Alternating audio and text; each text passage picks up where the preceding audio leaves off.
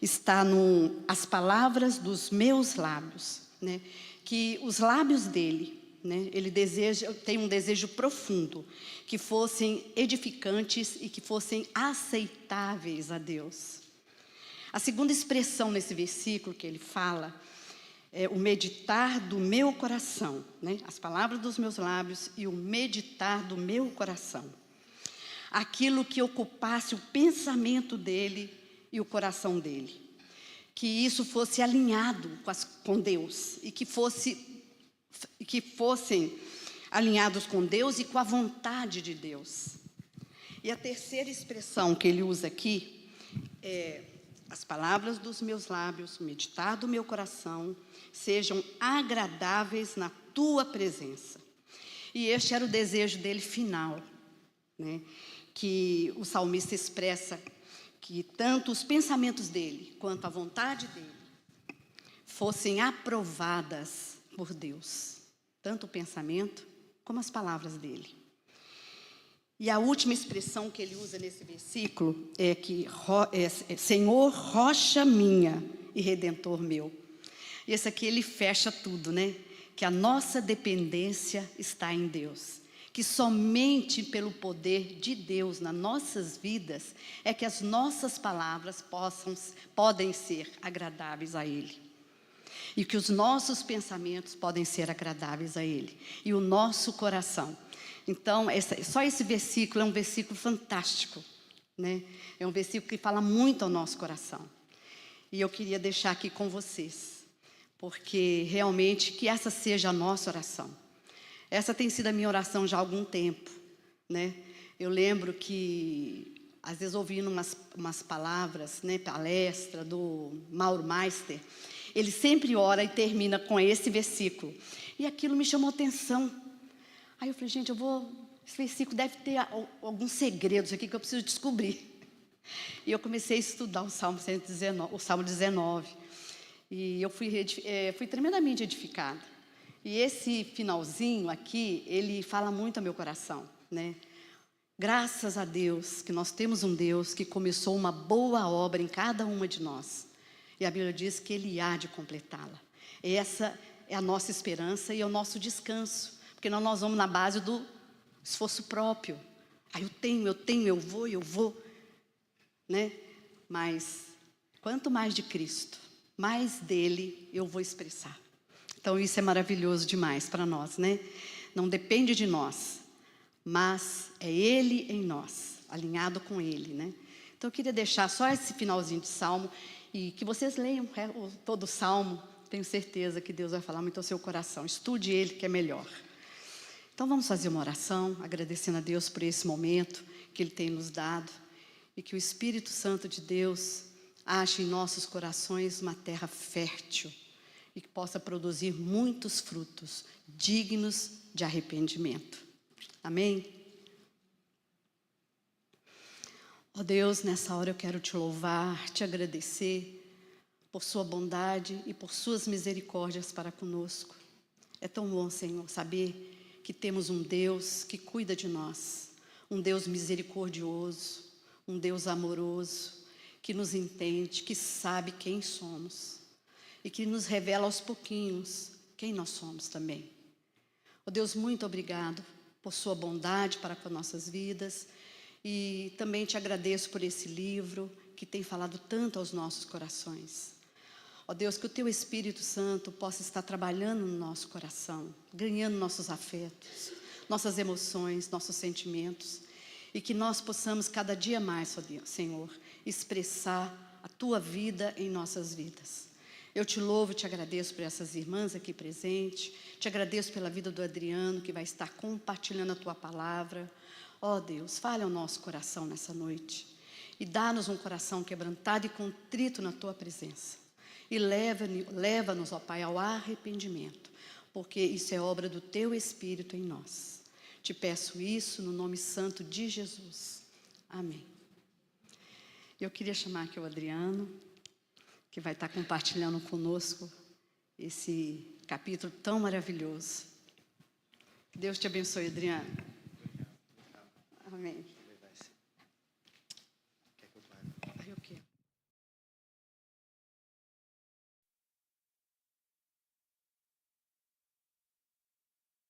Hoje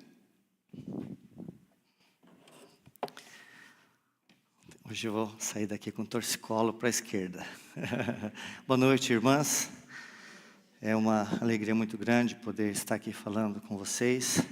Agradeço ao convite recebido e agradeço, acima de tudo, ao nosso Deus pela oportunidade. O versículo que a Roseli leu tem tudo a ver com o que nós vamos falar hoje à noite. Hoje vocês vão ouvir falar sobre palavras e sobre coração. E como há uma relação muito grande entre elas. E o que nós podemos fazer com a graça de Deus, com o poder de Deus, com o auxílio imprescindível do Espírito Santo, para nós cumprirmos o 9º mandamento. Mandamento tão rico e mandamento tão difícil. Talvez é mais fácil eu falar aqui para vocês que eu nunca quebrei o 6º mandamento. Talvez eu nunca tenha matado, nunca tenha desejado, algo assim. Mas esse mandamento ele é muito complicado, ele é muito difícil. Por isso nós precisamos da graça do Senhor. Vamos ler o texto, todo mundo junto. O texto de hoje é isso.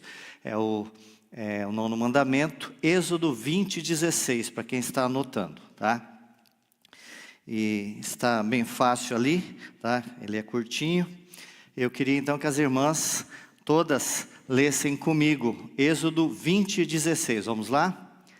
Não dirás falso testemunho contra o teu próximo. Amém? Vamos orar? Senhor, nós estamos diante da Tua Palavra e não há em nós, Senhor, nenhuma esperança de transformação, de melhora, de mudança, a não ser, Senhor, do atuar do Teu Espírito Santo em nossas vidas através dela, Senhor. Pedimos que o Senhor seja propício a cada um de nós, venha em nosso socorro, primeiramente a mim que estou falando, que o Senhor esteja, Senhor, através de mim, falando aquilo que é da Tua vontade, com graça, com autoridade, com poder transformador, ó Pai, que não há nas palavras, que não há nos argumentos, que não há em nenhuma sabedoria humana, Senhor, mas que está na Tua Palavra, que é viva, que é eficaz, Senhor. E também dá graça a cada uma dessas irmãs que vão ouvir, que elas entendam, que elas compreendam, que elas creiam e que elas sejam transformadas pela Tua Palavra, em nome de Jesus. Amém. Não dirás falso testemunho contra o teu próximo, Êxodo 20:16, o 9º mandamento. Conforme está na própria capa do livro que as irmãs têm estudado, todo esse livro ele é baseado neste 9º mandamento. Ele está escrito aí, um estudo sobre o 9º mandamento. E nos primeiros 4 capítulos desse livro, foram tratadas questões genéricas, questões introdutórias a respeito dos pecados da língua de um modo geral. Agora nós estamos então no 5º capítulo, o capítulo que vai então introduzir o 9º mandamento.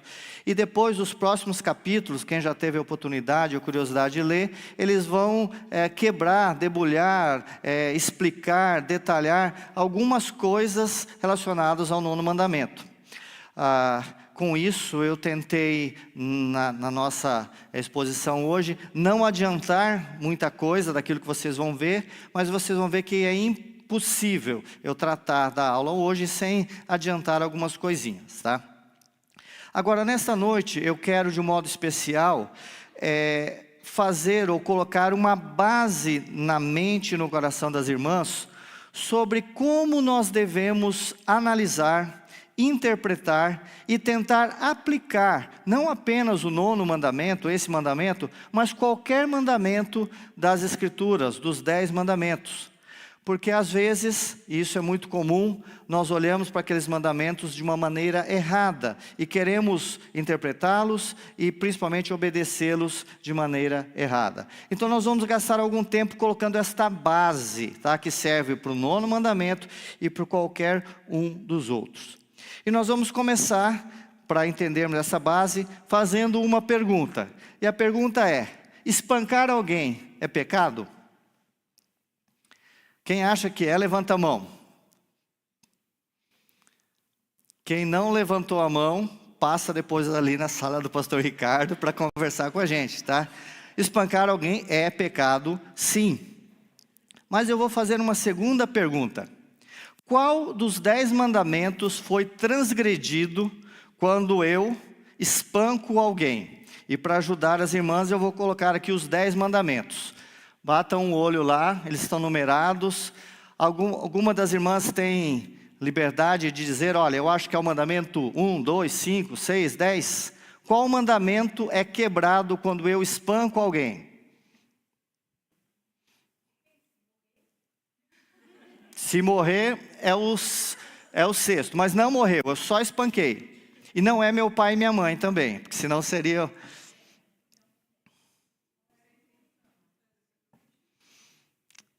Qual será? É no não matarás. Poxa, mas não morreu, né? Alguém já disse e sabiamente. E aí começa então a gente a entender como os 10 mandamentos funcionam. Os 10 mandamentos, eles utilizam ali aquilo que nós chamamos o conceito de pecado representativo ou pecado tipo. Vamos usar representativo que é mais fácil. E esse pecado, ele representa talvez a maior ofensa contra aquilo que aquele pecado quer proteger.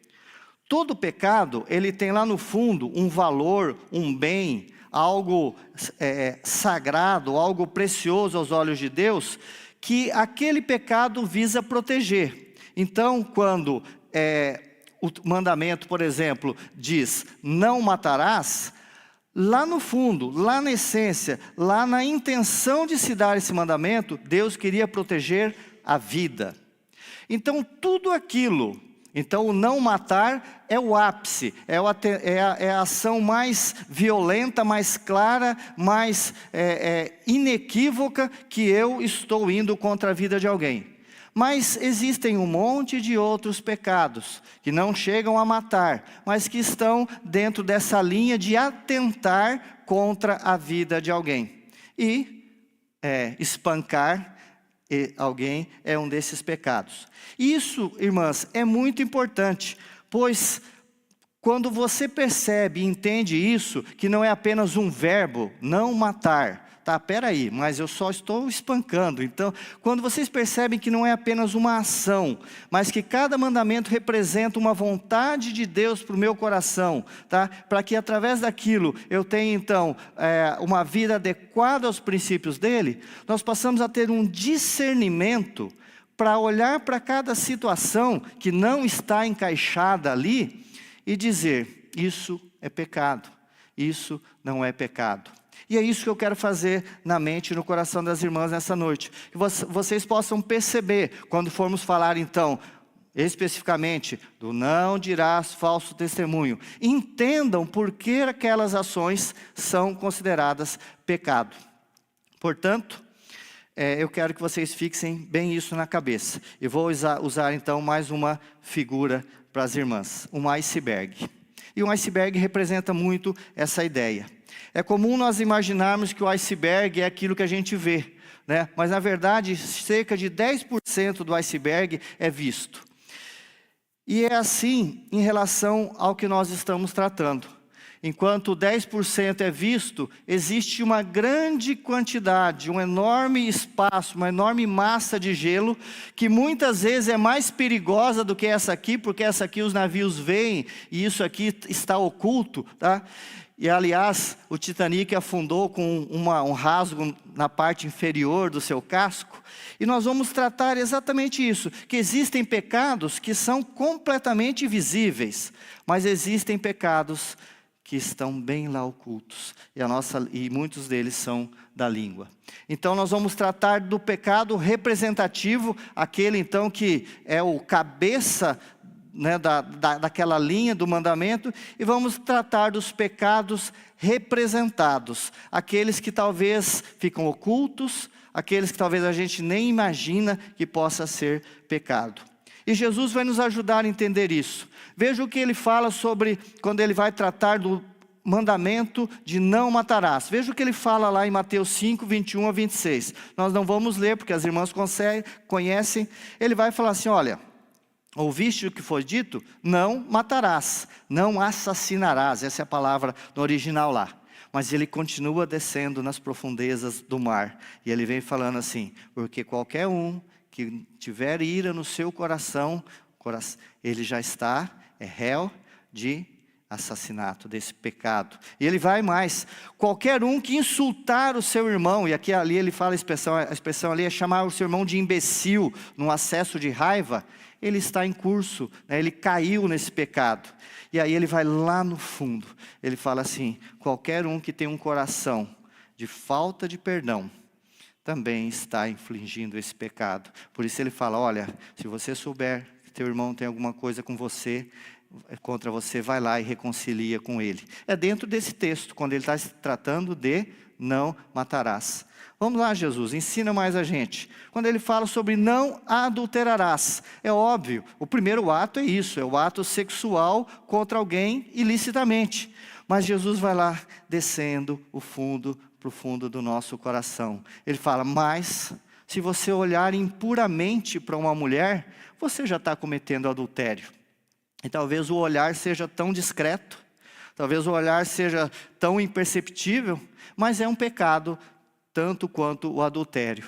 E ele vai então dizendo: mas olha, pode ser que nem olhar você olhe, mas se lá no fundo do seu coração, se você tem um coração lascivo, você está cometendo adultério, mesmo que você nunca foi para a cama com outra pessoa. Portanto, a primeira viga desse alicerce que eu quero formar na cabeça das irmãs tem a ver com isso. E lembre-se sempre do iceberg, tá? Existem pecados que são aqueles elencados ali nos 10 mandamentos. Eles são a base, eles são aqueles que representam. Mas existem muitos outros que atentam contra aquele mesmo bem que se quer proteger. No caso do adultério, né? Todos esses pecados atentam contra a pureza, contra o casamento, contra a castidade. Então, todos eles equivalem àquele pecado. Agora eu chamo aqui, vocês já viram, duas pessoas para continuar nós entendermos. A primeira é Moisés. Moisés desceu lá do monte e ele tinha uma tábua escrito: não adulterarás. Era isso que estava escrito. Aí vem Jesus e depois diz lá para a gente: qualquer um que olhar para uma mulher com intenção impura, no coração já cometeu adultério com ela. E aí eu pergunto: Jesus foi mais duro que Moisés? Jesus foi legalista? Os legalistas, eles acrescentavam coisas para tornar os mandamentos mais pesados? Não, de maneira nenhuma. Mas então, por que razão Jesus tratou de algo mais pesado, tratou os mandamentos de uma maneira bem mais difícil? Eu até escrevi aqui: para mim acho que era muito mais fácil ser crente no tempo de Moisés do que no tempo de Jesus. Essa é a impressão que a gente tem, né? Qual a razão? A razão é que Jesus focava o coração e não somente a ação. Foco no coração e não somente na ação. Por isso que eu falei que o salmo lido hoje tem tudo a ver com o que nós vamos falar. Lábios e coração. Nós temos ouvido nas aulas de Mateus como Jesus sempre se preocupou em demonstrar a origem da conduta. Ouvimos, por exemplo, na última aula que Jesus falou sobre árvore e sobre fruto. Sobre a boca falar do que o coração está cheio. Portanto, ao tratar dos 10 mandamentos, qualquer mandamento, e nós vamos chegar lá, fique tranquila, irmãs, né, nós vamos chegar lá no mandamento de hoje, nós sempre temos que ter o foco primariamente e primeiramente no coração. Sempre no coração. Talvez você já tenha ouvido, como eu já ouvi, dizer que Jesus estava trazendo ali um novo padrão, um padrão mais profundo de obediência. E a resposta, de novo, é não. O que Jesus estava fazendo era simplesmente consertar um padrão que era desde o princípio de quando Deus instituiu a sua lei, mas que foi sendo deturpado com o passar do tempo. E esse padrão é que a obediência ao Senhor, a devoção que nós temos que ter ao Senhor, ela deve sempre ser baseada no nosso coração e não unicamente nas nossas atitudes. Veja Deuteronômio, o livro da lei, aquilo é a repetição da lei. Olha o Senhor dizia lá em Deuteronômio: amarás o Senhor teu Deus de todo o teu coração. Deuteronômio é o livro da lei, mas lá ele já falava, a lei não é para ser obedecida simplesmente por ser obedecida, é de coração. Hoje, Deuteronômio ainda, as palavras que te ordeno estarão no teu coração. E mais lá na frente, o Senhor teu Deus circundará o teu coração, o coração da tua descendência, para amares o Senhor teu Deus de todo o coração, de toda a tua alma, para que vivas. Então, minhas irmãs, né, já estou acostumado a falar sempre no geral, né, meus irmãos, minhas irmãs, nós temos que ter isso em mente, para que não ocorra conosco aquilo que ocorreu com o povo. Veja qual era a crítica do Senhor por meio da boca de Isaías: esse povo se aproxima de mim com sua boca, eles estavam falando o que estava certo, e com seus lábios me honra. Eles estavam dizendo as coisas certas, falavam um evangeliquez correto, tinha um vocabulário bem crente, bem legal, mas o seu coração se afasta de mim. E o seu temor, quer dizer, o modo como eles se relacionam comigo, não passa de mandamentos de homens, nos quais foram instruídos. Eles aprenderam assim, a religião ensinou assim, eles não estão nem aí comigo, o seu coração está longe de mim, mas eles estão lá falando, cantando, dizendo, sabem os 5 pontos do calvinismo de cor e salteado. A versão Almeida e atualizada, que a maioria da igreja usa, fala, olha, o seu temor não passa, são coisas que maquinalmente aprendeu. É isso que está na Bíblia das irmãs aí, maquinalmente aprendeu. E quando nós vamos olhar agora o 9º mandamento, sobre não falar falso testemunho contra o nosso próximo, nós temos que estar muito atento a isso, ao coração. Quando nós focamos a nossa devoção, a nossa obediência a Deus somente nas ações, por isso a mão, nós estamos fadados, ou fadadas as irmãs, ao fracasso. Isso não funciona.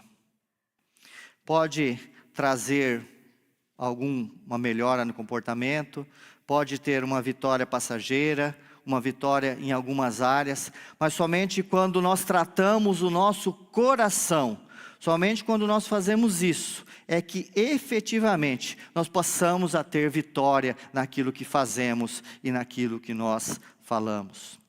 Todos nós e cada um de nós precisamos sondar o nosso coração. E diante das Escrituras e mediante a luz do Espírito Santo, para enxergar como está a fonte que está lá dentro da gente, que está produzindo uma água amarga. Como que está a raiz da árvore da nossa vida, para nós então entendermos porque o fruto da nossa boca é tão azedo. Então, pelos ensinamentos da palavra e pelo atuar do Espírito Santo, aquela fonte que produz água amarga, ela pode se transformar numa fonte de água doce e que sacia a vida de tantas pessoas. Como disse Jesus em João 15, quando permanecemos nele, Ele, a videira verdadeira, somos limpos pela palavra e Espírito Santo, para então produzirmos bons frutos. Então, minhas irmãs, nessa metade do tempo que eu tinha, graças a Deus consegui fazer, era isso que eu queria deixar isso muito claro com as irmãs. Não vai haver sucesso, não vai haver alegria, não vai haver durabilidade, não vai haver efetividade, quando vocês simplesmente quiserem tratar essa questão da boca, pensando em pôr um zíper, pôr um guarda, e fazer propósito, e me esforçar.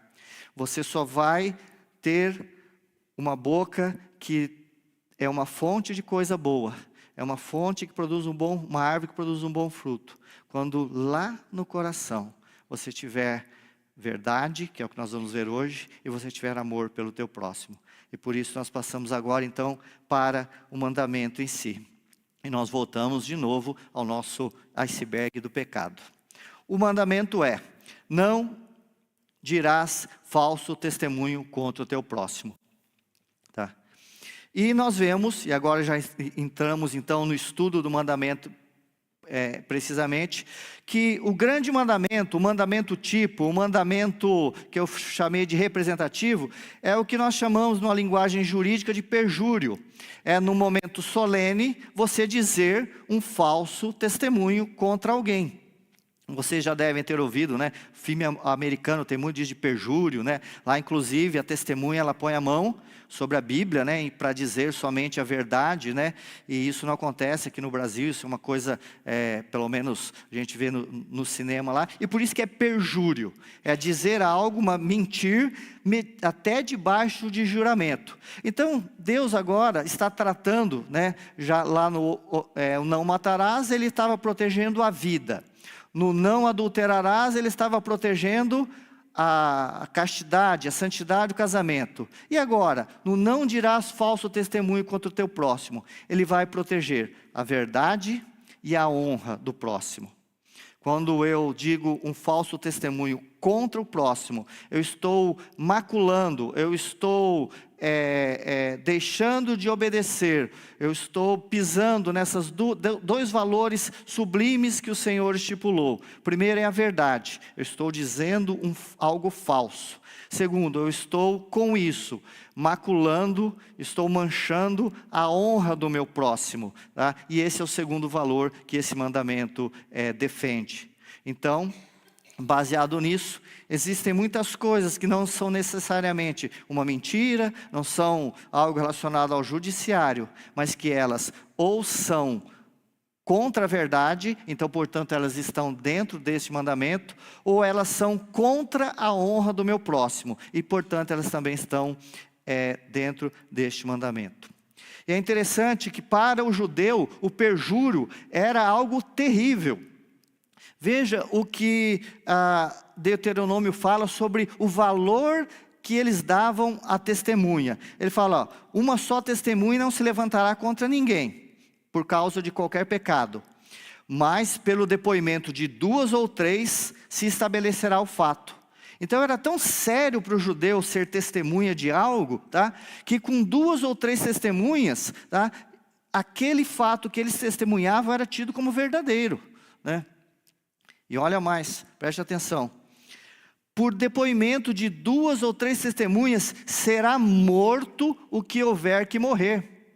Uma pessoa poderia ser morta se houvesse 2 ou 3 testemunhas que testemunhassem a respeito daquele crime que ela tivesse praticado, que fosse um crime digno de morte. Portanto, era algo muito sério. O falso testemunho poderia levar à morte. E é por isso que em Provérbios está escrito, não andarás com o mexeriqueiro. Quem está anotando, aliás, Provérbios não, Levítico 19:16. Não andarás com o mexeriqueiro entre o teu povo, não atentarás contra a vida do teu próximo. Mexeriqueiro, vida do teu próximo, né? A importância que isso era. Por isso que Deus usou para exemplificar, para tipificar o pecado mais grave que você pode cometer contra a verdade e contra o teu próximo, o perjúrio, o falar falso testemunho, ao ponto que isso poderia levá-lo à morte. Portanto, o falso testemunho representa a violação extrema de 2 valores, a verdade e a honra do próximo. Ao cometer perjúrio, ao dar falso testemunho, se está ofendendo a verdade, porque aquilo que é dito não corresponde aos fatos. E se está ofendendo a honra, porque está sendo imputado ao próximo, algo que o desabona. Assim, podemos afirmar que levantar falso testemunho, que aquele que levanta falso testemunho, está com o seu coração, lembrem disso, estou voltando, em maior ou menor grau, contaminado pela mentira. É o seu coração mentiroso que vai fazer com que sua boca fale aquela mentira. Ato e coração. E do mesmo modo, e pelo mesmo motivo, podemos afirmar que aquele que levanta falso testemunho contra o seu próximo, está com o seu coração desprovido, em maior ou menor grau, de amor pelo seu próximo. Portanto, solução para não quebrarmos o 9º mandamento seria amor à verdade e amor ao próximo. Já adiantei o final, mas é isso que eu quero que saia daqui do coração das irmãs. E Paulo vai trazer isso. Eu sou apaixonado pelas Escrituras, como as coisas se fecham. Paulo, quem está anotando, em Romanos 12, 10, ele vai fechar isso com chave de ouro, quando ele vem e diz: amai-vos cordialmente uns aos outros, com amor fraternal, preferindo-vos em honra uns aos outros. E aqui é muito importante nós olharmos o tempo verbal dos dois verbos. Os dois verbos estão aí sublinhados, né? E nós temos primeiro o verbo amar. E o verbo amar está no imperativo. Amai-vos. Nós sabemos que o amor nas Escrituras não é opção, né? O amor é algo que deve habitar o nosso coração, porque é uma evidência de que realmente nós somos transformados pelo Senhor. E depois o verbo preferir, que está no gerúndio. E o gerúndio, nós sabemos, ele tem uma das funções, ele fala daquela atividade que é contínua, e uma das funções do gerúndio é demonstrar modo. Dentro da língua portuguesa, o gerúndio ele indica modo, é um advérbio modal, se torna-se um advérbio modal. Então o que Paulo está dizendo aqui? Você ama realmente um irmão quando você o honra. E um jeito de você honrar o seu irmão, e quando você honra o seu irmão, você está demonstrando o seu amor. Veja, por exemplo, a versão da Sociedade Bíblica Portuguesa: ame-se como irmãos e ponham os outros sempre em primeiro lugar. E a NVI, que pelo menos para isso eu gosto da NVI, para a gente ver algumas outras alternativas da interpretação, né? Ame-se uns aos outros com amor fraternal, respeitando-se e honrando-se mutuamente. Você não quer transgredir o 9º mandamento, irmã? Você tem esse desejo dentro do seu coração? Quer obedecer ao 9º mandamento? Primeiramente, tenha um coração verdadeiro. Um coração que ama a verdade. Um coração que pratica a verdade. Um coração que defende a verdade. Um coração que se alegra com a verdade. E também, ame o seu irmão. Ame a sua irmã, honrando-a. Ame o seu irmão, ame a sua irmã ativamente, dando-lhe honra. A honra a quem merece honra. Isso é um princípio bíblico, isso é um princípio das Escrituras. Tá? Não deixe, quando você tiver a oportunidade de honrar alguém por alguma coisa que ela fez, por menor que seja, tá? Por algo que você viu que aconteceu, se é digno de honra, se é digno de louvor, se é digno de ser reconhecido, faça isso. Coloque a sua boca em serviço de um coração amoroso. Honre o seu irmão, mas também passivamente, não ofendendo a honra dele. Ao mesmo tempo que há um incentivo para que você honre naquilo que é merecido. Não ofenda a honra do seu irmão. Não ofenda a honra do seu irmão falando dele para outras pessoas. E por último, reativamente, defenda a honra do seu irmão. Quando você ver o seu irmão sendo injustamente desonrado, defenda a honra do seu irmão. Isso é um modo de amar o próximo, conforme o 9º mandamento. Portanto, com essa base na nossa mente, eu quero daqui que vocês saiam com isso na cabeça. Lembrem, né, do iceberg, com isso na cabeça, de que a obediência ao 9º mandamento depende de um coração verdadeiro e de um amor ao próximo, ao honrá-lo. Vamos dar uma olhada, caminhando mais um pouco, nas 4 questões que a irmã Simone Quaresma levanta lá no texto, a partir das perguntas 144 e 145 do Catecismo. E para ajudar a visualização, eu acho que todo recurso é interessante, né? Vamos voltar a usar o iceberg do pecado. Vocês vão sair com isso na cabeça. Não dirás falso testemunho contra o seu próximo.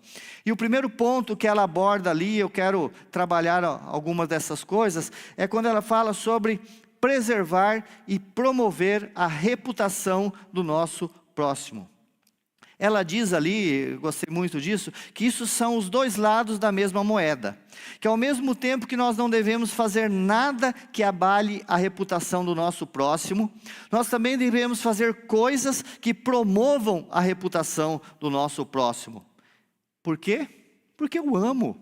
E o que nós fazemos com as pessoas que nós amamos? Tá? Pense no seu filho, né? Nós queremos promover a reputação dele e nós não queremos denegrir a reputação das pessoas que nós amamos. E quando então nós fazemos isso com o irmão, com a irmã, com as pessoas, é um sinal de que lá no fundo, bem lá no fundo, lá no coração, está faltando amor por aqueles irmãos. Portanto, através do nosso falar, o nosso próximo não pode ser visto de maneira pior pelos outros, não pode ser menos querido, não pode ser menos honrado, não pode ser menos respeitado. Pelo contrário, o nosso falar deve contribuir para o aumento da boa reputação daquela pessoa. E ela explica, a irmã Simone explica o porquê, citando Provérbios 22:1. Mais vale um bom nome do que muitas riquezas, e ser estimado é melhor do que a prata e ouro. Por isso, quando você retira de uma pessoa um pouco da honra dela, ao falar dela, você está tirando riqueza dela, você está tirando a estima dela, você está prejudicando aquela pessoa. E a Simone então toca num ponto bem prático, citando como deve ser o nosso posicionamento em conversas onde a reputação do próximo está sendo atacada. Ela fala, promova você a reputação do próximo, destacando coisas positivas a respeito daquela pessoa atacada. Não use a sua boca para destruir, mas para edificar. E ela acrescenta, se afaste de pessoas que agem assim, elas vão te contaminar. Citando então Provérbios 20:19. O mexeriqueiro revela o segredo. Portanto, não te metas com quem muito abre os lábios. E aqui está algo muito importante e sério, preste atenção.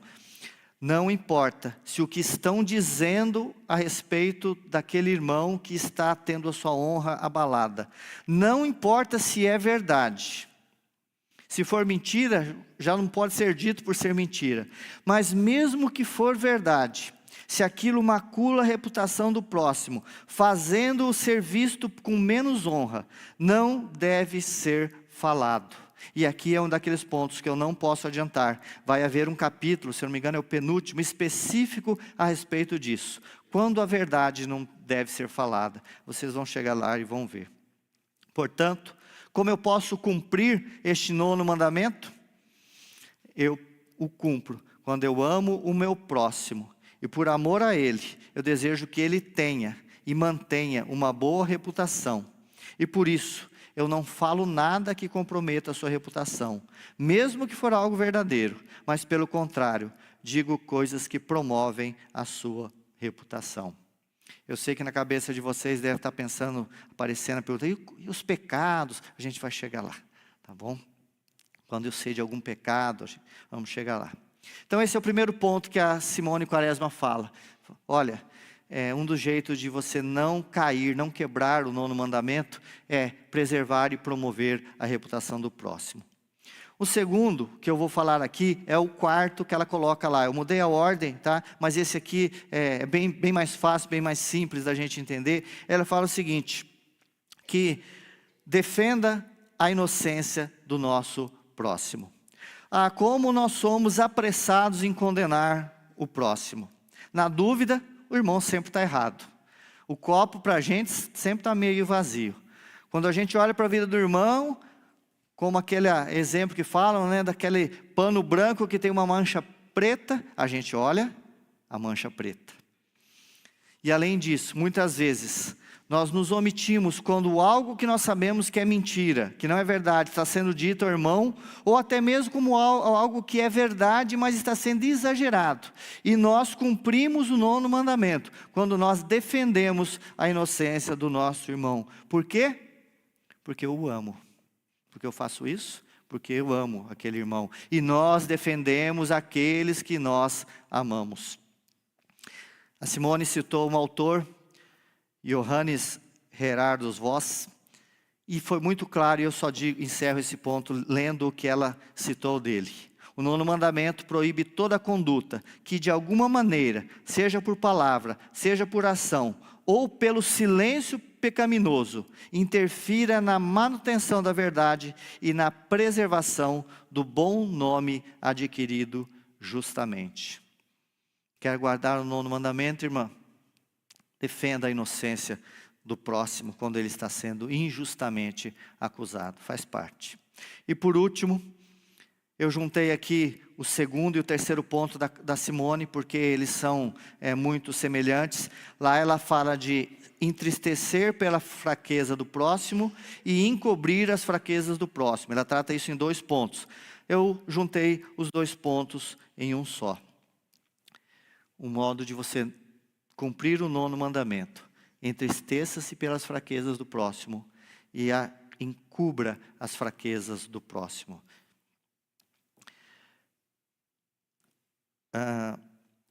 A Simone trata então aqui de 2 tipos de reações que nós temos em relação às fraquezas, aos pecados. Vocês olham ali que ela usou a expressão fraqueza se referindo ao pecado do próximo. Primeiramente fala de uma reação interna, algo do coração, do sentimento.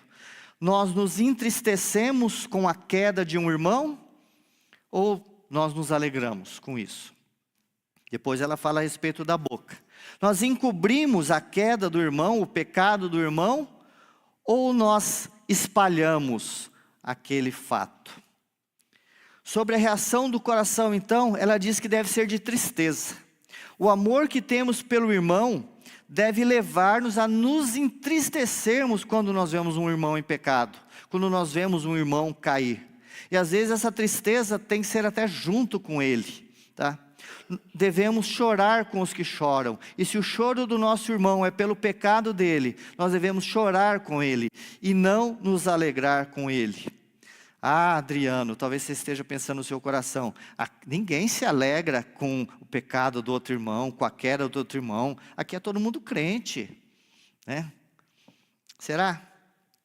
Será que às vezes não surge dentro do nosso coração uma certa satisfação de estarmos certos, quando nós lembramos que nós alertamos aquele irmão e ele caiu do mesmo jeito?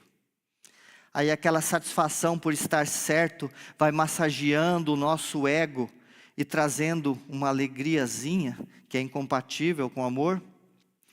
Ou será que às vezes não surge um certo orgulho de não termos nós caído naquele pecado, nós caídos naquela falha? E aí esse orgulho massageia o nosso ego e nasce lá no fundo uma satisfaçãozinha. Ou será que não há um certo orgulho, às vezes, farisaico, quando nós pensamos conosco mesmo, às vezes com o nosso cônjuge, né? Ou às vezes até com outros irmãos e irmãs.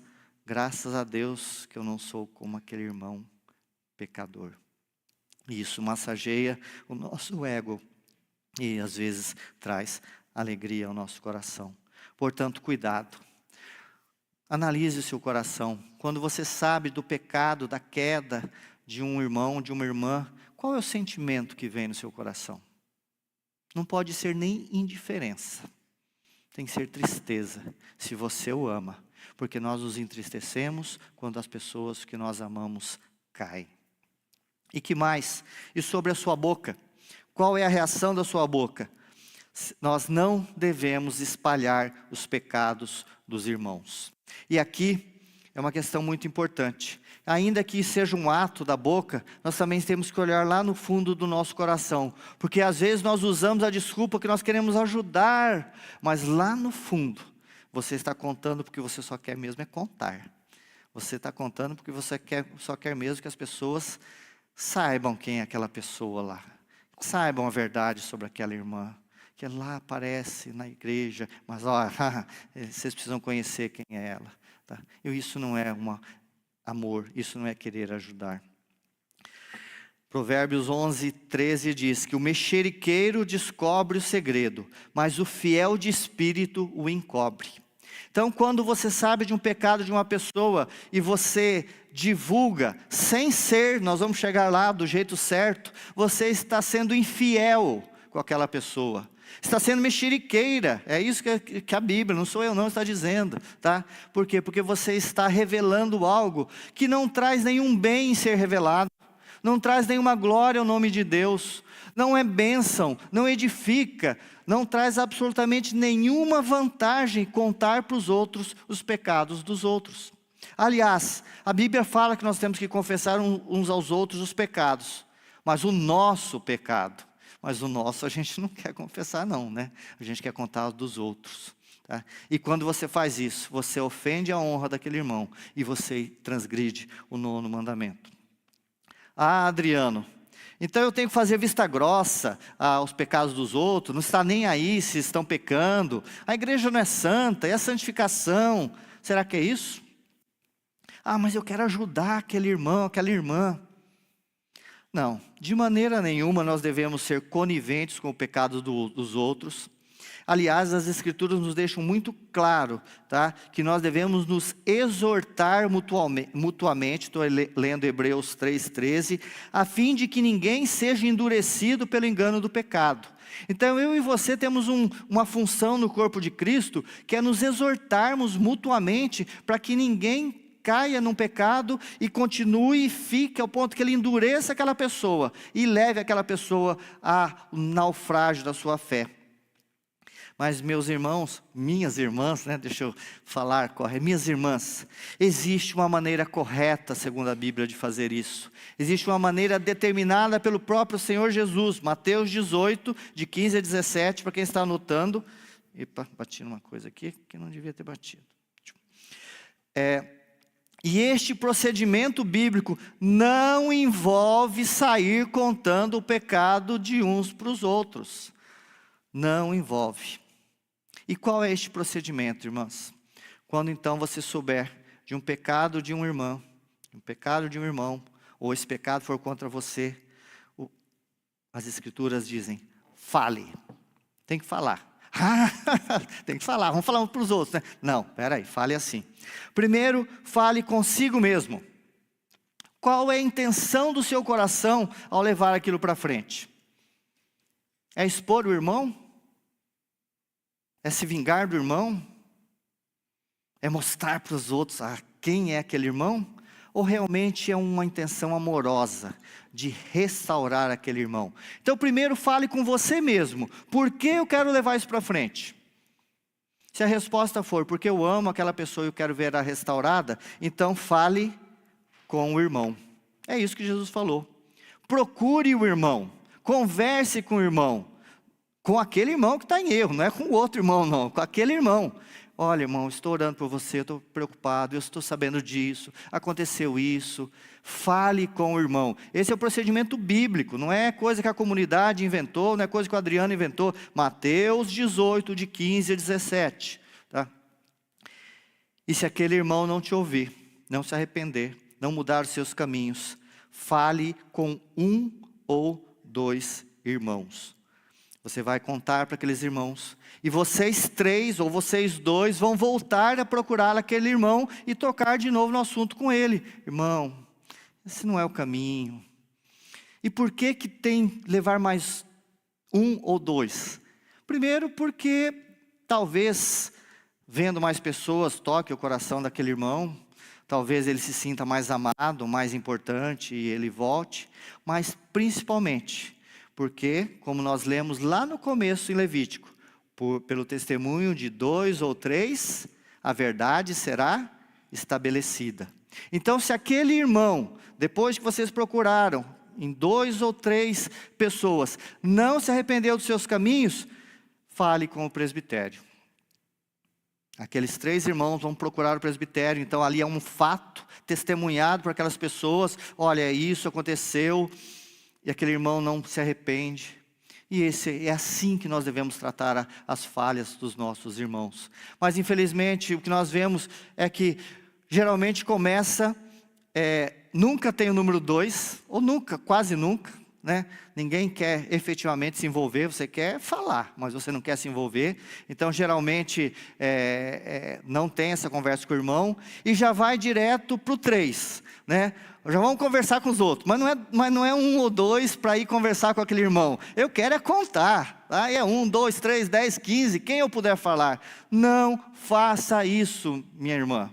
Converse com aquela pessoa, e depois, se ela não atender, pegue mais 1 ou 2 pessoas que amam, que conhecem aquela pessoa, que são maduras, tá? E vai procurá-la. E então, finalmente, se não acontecer, procure o presbitério. E quantas vezes chega lá no presbitério somente o número 4? Não falou com o irmão, não falou com mais ninguém, e chega lá no presbitério: olha, pastor Ricardo, dá um jeito, né? E ainda pior, não quer nem ser identificado. Não fala que fui eu que falei. Minhas irmãs, não é esse o caminho, não tem como. Tá? Tem muitas vezes você vai conversar pastoralmente, e o presbitério faz isso, vai conversar, e a pessoa nega. E aí você faz o quê? Por isso que precisa primeiro ter conversado, depois levar 2 pessoas para serem testemunhas. Aí sim o presbitério pode agir pastoralmente e disciplinarmente. Então, você sabe de alguma coisa a respeito de algum irmão, de alguma irmã? Não fale. Não fale para ninguém. Não é para falar. Se você o ama e você tem interesse de que ele seja recuperado, fale com ele. Se ele não se arrepender, leve mais 1 ou 2 pessoas. Se ele não mudar de atitude, leve então ao presbitério. Mas não saia espalhando. Você viu aquela foto, aquele irmão? Falando em praia, você não sabe. Para com isso, irmãs. Esse é o caminho. O caminho não é tolerar o pecado. Então vamos fazer o que? Nada disso. O caminho para tratarmos os pecados conhecidos dos nossos irmãos e das nossas irmãs é esse. Caso contrário, e aqui eu acho tremendo, e encerro aqui com essa fala da Simone sobre isso. Ela diz o seguinte: quando o relato sobre o pecado de alguém foge deste escopo, ou seja, foge desse padrão, foge dessa intenção de recuperação, de arrependimento, quando foge disso, fala lá a irmã Simone, por mais que aparentemos nos preocupar com o irmão, estamos cooperando com a sua destruição. Você quer destruir a vida espiritual de um irmão? Espalhe os pecados dele. Aliás, vou contar aqui um caso que aconteceu no presbitério. Um pecado muito grave de uma pessoa chegou ao nosso conhecimento e foi feito tudo certinho. A pessoa que sabia procurou a pessoa e depois procurou alguns irmãos e chegou ao presbitério. E ficou ali. E aquela pessoa começou a ser tratada pelo presbitério, se arrependeu, mudou os seus caminhos. E se aquela verdade, se aquilo tivesse sido espalhado na igreja, provavelmente a vida daquela pessoa tinha sido arruinada, porque era algo muito grave. Mas ela foi restaurada para a glória de Deus, porque alguém amou aquela pessoa. E ao invés de sair espalhando, fez aquilo que é o princípio. Então a Simone fala, se não for seguido isso, se não houver uma intenção de amor, você está cooperando para a destruição. E ela termina, o fato é que expor o pecado de um irmão para alguém que não tem nada a ver com o assunto, que não foi ofendido por aquele pecado e que não é líder sobre o impenitente, é pecar contra Deus e contra esse irmão. É ser bisbilhoteiro e mexeriqueiro. Ela bateu na canela. Mas é isso. Você quer obedecer o 9º mandamento, irmã? Ame a verdade. Pratique a verdade. Cultive a verdade no fundo do seu coração, pondo e expondo qualquer mentira. Você quer cumprir o 9º mandamento, irmã? Ame o seu irmão, a sua irmã. Que quando você faz isso, você vai honrá-lo e lutar contra tudo que pode desonrá-lo. A língua é fogo? A língua é fogo. E mal usada, ela destrói. Ela pode acabar com a vida, com a paz, com o casamento, com a alegria, com a motivação, com uma série de coisas. Mas esse mesmo fogo, quando usado de maneira correta, ele pode nos aquecer, ele pode trazer vida, ele pode purificar. Que Deus dê a graça a cada uma de vocês, a mim, a cada um de nós, que ainda que tenhamos língua de fogo, tá? E aqui eu não estou sendo pentecostal não, tá? Mas que seja o fogo que aquece, o fogo que purifica, o fogo que traz glória a Deus e que revela amor aos nossos irmãos. Amém? Vamos orar? Amado Senhor, o padrão é alto, Senhor. O padrão é inalcançável, Senhor. O único que alcançou o padrão perfeito em seu coração, em suas ações e em suas palavras foi teu santo e amado Filho, Senhor. Mas Ele morreu em nosso lugar para primeiro nos perdoar, Senhor, de todas as nossas ofensas, nos livrando da condenação do pecado. Mas também, Senhor, Ele morreu, ressuscitou, subiu aos céus e enviou para nós o Espírito Santo, o próprio Espírito do nosso Deus, Deus poderoso, Deus gracioso, Deus que pode transformar as nossas vidas, Senhor, e nos moldar, nos transformar, nos modificar à imagem deste seu amado Filho. Por isso, nessa noite, nós clamamos que o Senhor venha em nosso socorro. Que teu Espírito, Senhor, e a tua palavra revele a cada um de nós, o nosso coração, o que há lá dentro, Senhor, na maior profundeza, na maior escuridão. Traga, Senhor, pelo teu Espírito Santo e pela tua palavra, ao nosso coração, como temos tratado a verdade e a mentira em nosso coração. E como temos tratado, Senhor, a honra, o amor aos nossos irmãos, ó Pai. Traz vida onde há morte. Traz luz onde há trevas, traz verdade onde há mentira, Senhor, porque o Senhor pode fazer isso, ó Pai, e é o que nós clamamos nessa noite, em nome de Jesus. Amém.